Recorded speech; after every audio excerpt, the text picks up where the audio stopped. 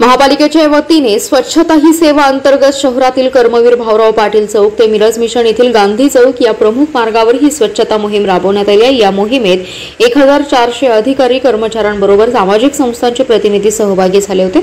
या मोहिमेत सुमारे 7 टन कचरा उठाव करण्यात आलाय। महापालिकेच्या वतीने स्वच्छता ही सेवा अंतर्गत विविध उपक्रम राबवण्यात आले आहेत। या अंतर्गत शहरात महास्वच्छता अभियान राबवण्यात आले।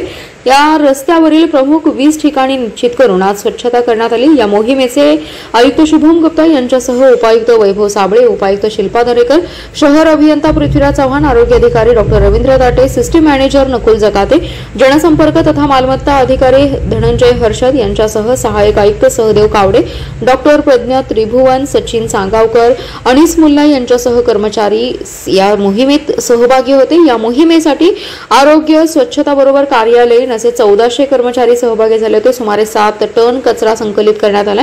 महापालिकेचे स्वच्छता ब्रँड अँबॅसिडर दीपक चव्हाण यांनीही या मोहिमेत सहभाग दर्शवत स्वच्छता केली आहे।